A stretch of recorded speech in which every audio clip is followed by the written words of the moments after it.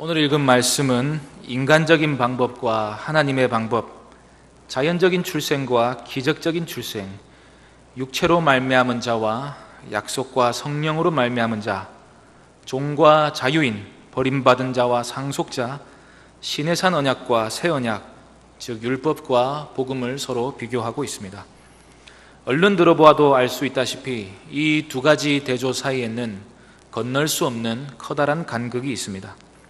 옛 시대의 율법으로 돌아가려는 자들은 하갈에게서 난 이스마엘처럼 여전히 종의 신분이요, 하나님께로부터 난 자가 아니라 인간적인 방법으로 인하여 육체를 따라 난 자요, 이 땅 위에서 그치는 낮은 수준의 언약에 머무는 자요, 따라서 성령의 약속을 받지 못할 사람들입니다. 그래서 바울은 거의 탄식에 가까운 어조로 그들을 책망합니다. 내게 말해봐라, 율법 아래 있고자 하는 자들아. 율법을 통해서 우리는 하나님의 약속을 바라보게 되어 있는데 여전히 그 약속보다 율법이 더 좋다고 우기고 있다는 것입니다.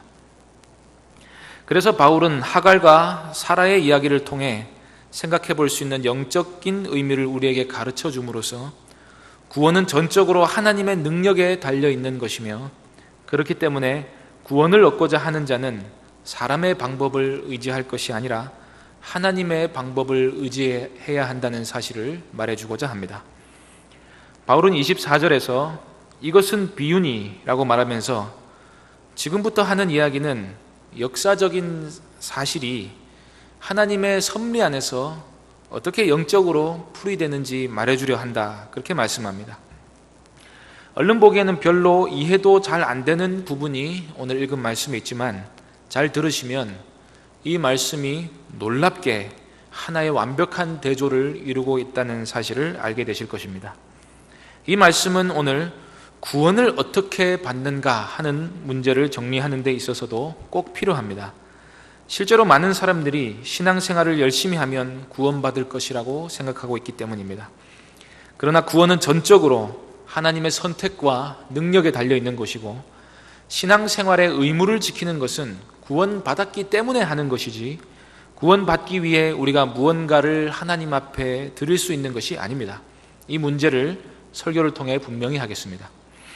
22절에 기록된 바 아브라함에게 두 아들이 있으니 하나는 여종에게서 하나는 자유 있는 여자에게서 났다고 했다. 이 말은 창세기를 읽어본 사람이라면 누구라도 해석하지 않아도 알 수 있는 말씀입니다. 이스마엘은 여종 하갈에게서 났고 이삭은 자유로운 신분인 사라에게서 났습니다.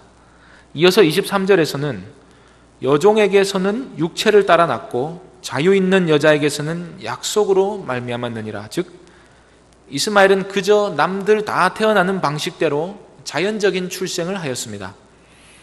하나님은 기적적인 방식을 통해 아브라함에게 자녀를 주려고 하셨고 그 자녀를 통해 천하 만민이 복을 얻게 하려고 하셨는데, 이스마엘은 그 약속과는 전혀 상관없이 일반적인 방식으로 출생한 자녀에 불과한 것입니다.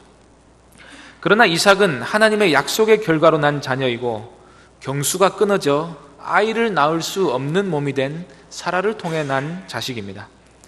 24절은 그렇다면 바울이 지금 남들 다 알고 있는 이런 이야기를 왜 지금 꺼내고 있는지에 대해 말씀해 줍니다. 지금 하고 있는 이야기는 비유이다. 즉 비유라는 말은 창세기에 기록된 내용이 비유라는 뜻이 아니라 그 역사적 사실을 통해 성경 전체에 흐르는 영적인 의미를 끄집어낼 수 있다는 뜻입니다. 바울은 여기서 이삭과 이스마엘 이야기를 통해서 어떤 원리 하나를 캐치해냅니다. 이 여자들은 두 언약이라. 하나는 신의 산으로부터 종을 낳은 자니 곧 하갈이라. 말하자면 종의 신분으로서 종을 낳은 하갈은 옛 시대의 언약을 상징하고, 자유인으로서 상속자를 낳은 사라는 새 언약을 상징한다는 것입니다. 또 25절, 이 하갈은 아라비아에 있는 신의 산으로서 지금 있는 예루살렘과 같은 곳이니, 만일 하갈이 상징하는 바가 무엇인지 알지 못하면 이 구절을 읽을 때 왜 하갈이 신의 산이고 예루살렘을 말하는 것인지 도무지 알 수 없게 됩니다. 이러한 말씀은 끝까지 쭉 읽은 다음에 두 가지를 서로 비교하고 대조해 보아야 그 의미를 분명히 알게 됩니다. 하갈의 신부는 종입니다. 바울은 말하기를 새 시대의 언약과 비교하면 모세가 준 시내산 언약은 기껏해야 하갈에 불과하다고 말합니다. 또 천상에 있는 예루살렘과 비교하면 지금 이스라엘 땅에 있는 예루살렘은 겨우 해봐야 종노릇하는 하갈에 불과하다고 합니다. 그러므로 25절 끝에 그가 그 자녀들과 더불어 종노릇한다. 즉 종은 종을 낳을 수밖에 없는 것처럼 시내산 언약이나 지금 이 땅에 있는 예루살렘에만 마음이 가 있는 자는 계속해서 종노릇을 하겠다 하는 말과 같은 뜻이라는 것입니다. 반면에 26절 오직 위에 있는 예루살렘은 자유자니 곧 우리 어머니라. 요한계시록 21장 9절 이하를 보면 예수님의 재림과 심판이 끝나고 하나님의 나라가 시작될 때 사람의 손으로 짓지 않은 성인 새 예루살렘의 모습이 묘사되어 있습니다. 그 예루살렘에 들어가 살 사람은 이 땅에 있는 예루살렘과는 전혀 관계가 없는 자들입니다. 옛 유대교의 본산지인 이 땅에 있는 예루살렘에 마음을 두고 유대교의 전통과 율법의 의식들을 지켜야 구원받는다고 생각하는 자들은 이 땅에 있는 예루살렘과 함께 계속해서 종노릇하게 될 것입니다. 실제로 예루살렘은 로마의 지배하에 종노릇하고 있었고 그들이 신봉하는 율법은 그들의 죄에서 그들을 자유롭게 해주지 못했습니다. 그런데 땅에 있는 예루살렘을 신뢰하는 사람들은 여전히 자기의 실력을 자랑하고 문자적인 율법을 준수하는 자신의 의를 의지하였습니다. 하나님이 명문화해 주신 율법은 처음부터 구원을 얻기 위해 주신 방법이 아님에도 불구하고 자기 스스로 착각하여 내가 하나님께서 내신 명령을 어떻게든 다 지켰고 그리고 지키려고 이만큼이나 희생하고 노력하였으니까 구원을 내놓으십시오 라고 하는 어리석은 태도를 취했습니다. 물론 율법을 지키는 것은 전혀 잘못이 아닙니다. 문제는 그것을 가지고 하나님 앞에서 자신의 의를 세우며 하나님이 내세우신 방법을 무시하는 데 있습니다. 새 시대에 와서 하나님이 이제 의식법과 같은 사항은 내 아들 예수의 공로로 다 성취되었으니 더 이상 준수할 필요가 없다고 명령하셨으면 그 명령을 지키는 것이 구원 얻는 데 필요한 믿음이고 순종입니다. 그런데 아닙니다. 나는 그래도 구약의 날과 달과 절기와 해를 지키겠습니다 라고 우긴다면 어찌 구원을 받을 수 있겠습니까? 그런데 오늘날 많은 신자들이 신앙생활을 하는 데 있어서 이와 비슷한 양상을 많이 보입니다. 교회에서 정해준 몇 가지 규칙을 잘 지키면 예수를 잘 믿는 것이고 그로 말미암아 구원을 받을 수 있다고 생각하는 것입니다. 예수를 믿으면 구원받는다 하는 사실은 생각보다 그리 간단하지 않습니다. 예수님은 생명 얻기를 바라는 사람은 먼저 좁은 문을 통과해야 한다고 말씀하셨습니다.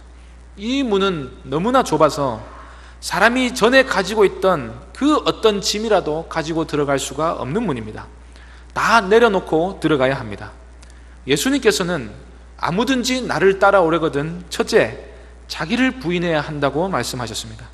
그리스도를 믿는 사람들이 첫 번째로 변화되는 부분은 나 자신이 아무것도 아니라는 사실을 깨닫는 것입니다.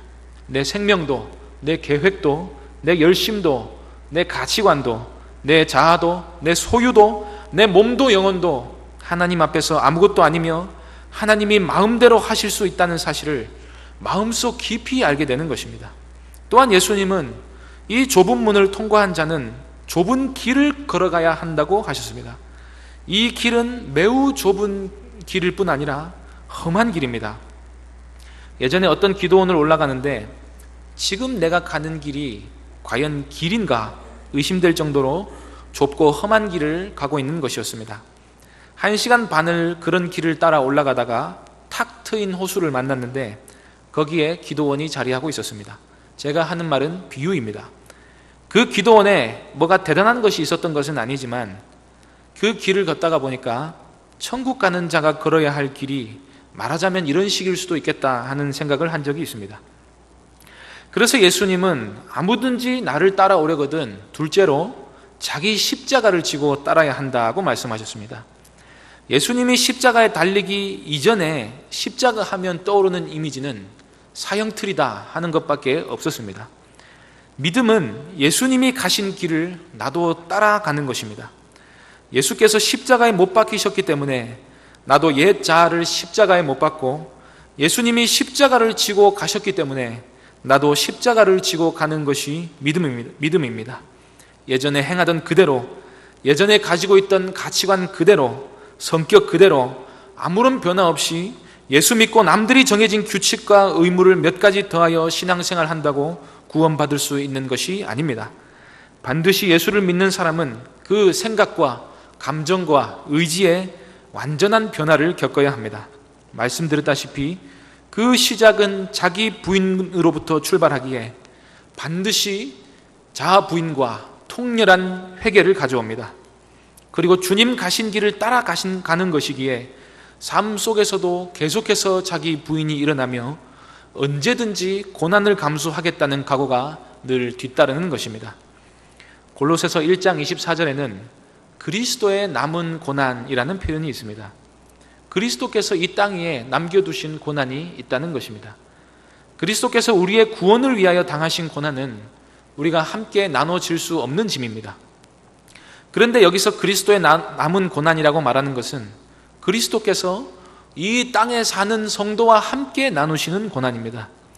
진정으로 그리스도를 따라 살아가려는 그리스도인은 어떤 식으로든 이 세상에서 고통을 당하게 됩니다. 예수님을 믿고 신앙생활의 의무를 다하면 아무런 걱정 근심 없이 잘 살고 행복해진다는 것은 전혀 복음이 아닙니다. 예수님 잘 믿고 신앙생활 잘하면 이 세상에서 세상이 주는 복을 받는다고 말해버리면 사도 바울은 아마 저주받은 자일 것입니다. 예수님의 12제자는 모두 복음을 위해 가난과 고초를 겪었습니다. 그리고 죽음을 겪었습니다. 그러나 오늘날 성경을 읽고 있다는 우리가 얼마나 이러한 사실을 많이 놓치고 있는지 모르겠습니다. 성경은 예수님을 믿으면 1차적으로 고난을 받기를 각오하라고 말씀합니다. 이 말씀 때문에 쟁기를 잡고 뒤를 돌아다보는 자는 내게 합당하지 않다 하셨습니다. 그래서 옛 시대의 율법을 준수하여 구원받으려는 심리는 편의주의를 택한 것입니다. 다수를 따라 행하여 단지 박해를 면하려 한 뿐입니다. 갈라디아서 6장 12절에서 바울은 무릇 육체의 모양을 내려 하는 자들이 억지로 너희에게 할례를 받게 함은 그들이 그리스도의 십자가로 말미암아 박해를 면하려 한 뿐이라고 말씀합니다. 정기적으로 교회 출석하고 기도 많이 하고 봉사 열심히 하고 일평생 다른 신 안 섬기고 예수 믿었다. 물론 잘한 것입니다. 잘한 것은 잘한 것입니다. 예수님은 바리새인들의 행위와 열심까지 비난하지는 않으셨습니다. 그러나 이것은 하나님 앞에서 매우 작은 부분임을 인식하고 있어야 합니다. 특히 구원받는 데 있어서는 하나님 앞에서 아무 소용이 없는 것들입니다. 자기를 긍정하고 율법 준수로 구원받으려는 태도는 자기를 부인하고 예수님을 따라가는 것보다는 쉬운 길을 택하는 것입니다. 왜 쉬운 길인가 하면 대다수가 구원받기 위해 이러한 방법을 택하고 있기 때문입니다. 즉 인간 본성에 부합한 방법이기에 쉽다는 것입니다. 오늘 말씀 28절 보시기 바랍니다. 형제들아 너희는 이삭과 같이 약속의 자녀라. 그러나 그때의 육체를 따라 난 자가 성령을 따라 난 자를 박해한 것 같이 이제도 그러하도다. 그러나 성경이 무엇을 말하느냐? 여종과 그 아들을 내쫓으라. 여종의 아들이 자유 있는 여자의 아들과 더불어 유업을 얻지 못하리라 하였느니라. 바울은 약속을 따라서 난 자, 즉 하나님으로부터 성령을 따라 난 자가 그저 자신의 자연적인 본성으로밖에 살 줄 모르는 육체를 따라 태어난 자로부터 박해를 받는다 합니다. 그러나 여기서 먼저 살펴볼 것은 하나님께로부터 구원을 받은 자는 성령을 따라 난 자라는 사실입니다. 이 말은 하나님께서 그를 선택하셔서 성령의 능력으로 거듭나게 해주셨다는 말입니다. 요한 1서에서 이르기를 신자는 하나님께로부터 태어난 자라고 합니다. 구원은 절대로 우리의 능력으로 얻을 수 없습니다. 설령 우리의 의가 하나님의 표준에 도달하였다 할지라도 하나님이 살려주시지 않으면 아무도 구원받을 수 없습니다. 자기 발로 걸어서 천국에 들어갈 수 있는 사람은 아무도 없습니다. 그래서 거듭난 사람은 이것이 내 행위에서 난 것이 아니며 전적인 하나님의 은혜임을 알게 됩니다. 그렇기 때문에 그 은혜를 받지 못한 사람들이 은혜를 받은 사람들을 시기하고 박해하는 것입니다. 그중 갈라디아 교인들 사이에 일어난 박해는 사상적인 박해입니다. 계속해서 육체를 따라 행하려는 율법주의자들이 갈라디아 교회까지 침투하여서 그들에게 구원받지 못할 잘못된 복음을 심어주고 있습니다. 그리고 그것 때문에 사도 바울도 같이 고난을 당하고 있습니다. 그래서 바울은 성경에 이른 바와 같이 그들을 내쫓으라 합니다. 그렇다고 교회에 신앙이 없거나 신앙이 잘못되어 있는 사람들을 내쫓으라고 말하고 있는 것이 아닙니다. 다만 잘못된 복음이 들어오지 못하도록 막으라는 말씀입니다. 신천지만 잘못된 것이 아니라 우리로 하여금 참 믿음에 대해 오해하도록 만드는 것은 모두 악한 것입니다. 옛 생활에 매이게 하고 진리 안에서 자유하지 못하도록 만드는 모든 것을 분별하여 걸러내야 하는 것입니다. 결론 부분 읽겠습니다. 31절입니다. 그런즉 형제들아 우리는 여종의 자녀가 아니요 자유 있는 여자의 자녀니라. 사도 바울은 자신의 복음을 받아들여 성령을 받은 그들이 거듭난 자들이라 확신하고 있습니다. 거듭나 구원의 반열에 든 사람들은 종이 아니라 자유인입니다. 남들 다 태어난 방식으로 살다가 죽는 것이 아니라 성령의 능력으로 새롭게 태어나 새 예루살렘에 살게 될 사람들입니다. 단지 율법에만 매여 있는 사람들은 구원받기 위한 다른 방식이 있는 줄을 알지 못했습니다. 거듭남을 경험해 보지 못했기 때문입니다. 그래서 어쩌면 그들이 인간적인 방식을 고수하는 것을 어쩌면 이해할 수도 있을 것 같습니다. 반면에 거듭난 사람은 단지 죄인, 즉 자연적인 본성에 의하여 그것밖에 할 줄 모르는 육체가 아니라 성령의 인도함을 받는 사람들입니다. 앞으로 언젠가 보게 될 갈라디아서 5장 16절 말씀, 너희는 성령을 따라 행하라 그리하면 육체의 욕심을 이루지 아니하리라는 말씀은 오늘 읽은 말씀을 통해서 분명히 이해할 수 있습니다. 육체는 기적적이지 않습니다. 육체는 약속과 관계가 없습니다. 육체는 하갈을 통해 난 이스마엘처럼 늘 제약이 있고 아무런 혜택이 없습니다. 육체는 자기중심적이고 하나님을 거역합니다. 육체는 때문에 죄에 매여 있고 율법에 매여 있습니다. 그러나 성령을 따라 거듭난 사람은 약속의 자녀입니다. 그들은 기적적인 방식으로 다시 태어났습니다. 그들은 이삭과 같이 상속자들입니다. 사라와 함께 유업을 받을 자들입니다. 그리고 결정적으로 하나님께서 주시는 완전한 자유를 소유한 사람들입니다. 하나님이 주시는 자유는 우리의 생각보다 훨씬 더 폭이 넓습니다. 종교개혁은 그리스도께서 우리에게 주시는 이 자유를 발견함으로써 시작되었습니다. 육체를 따라 난 율법주의 종교 형태를 그대로 가져온 로마 카톨릭은 구원을 받기 위해 행해야 할 수많은 규칙과 선행들을 만들어 놓았습니다. 성상 숭배, 고해성사, 교황제도 하에서의 칠위 복종, 매일의 기도, 육체를 괴롭게 하는 고행, 죽은 자를 위한 기도, 미사 참석 등 성경에서 명하지 않은 수많은 규율들이 사람의 발에 족쇄를 채우고 그들을 괴롭게 하였습니다. 그러나 그런 제약들은 사람의 자유를 빼앗아 가기만 할 뿐 아무도 거룩하게 해주지 못했습니다. 그러나 종교개혁은 구원은 오직 그리스도를 믿는 믿음으로만 되는 것이며 성경에 명하지 않는 그러한 부분에 대해서는 우리에게 완전한 자유가 있다는 사실을 발견하였습니다. 그리고 진정으로 거룩한 삶은 예수 그리스도를 믿음으로 성령을 통해 거듭나야 살 수 있다는 사실을 선포하였습니다. 오늘날 교회는 이러한 믿음 위에 서 있습니다. 사랑하는 성도님들, 그러므로 구원 얻는 믿음을 얻기 위해 전적으로 그리스도를 신뢰하시기 바랍니다. 우리의 행위나 능력을 의지하는 것은 어리석은 일입니다. 마치 많은 짐을 들고 좁은 문을 통과하려는 것과 같습니다. 오늘 말씀이 교훈하는 것처럼 전적으로 자기를 부인하고 그리스도만을 믿고 의지하고 고난과 박해를 당할 것을 늘 각오하며 그리하여 마침내 참 자유인으로서 상속자가 되는 영예를 받으시는 모든 성도님들 되시기를 바랍니다. 이러한 믿음이야말로 우리를 참으로 거룩하게 하고 성도라 부르심을 받기에 합당하게 해 주실 것입니다.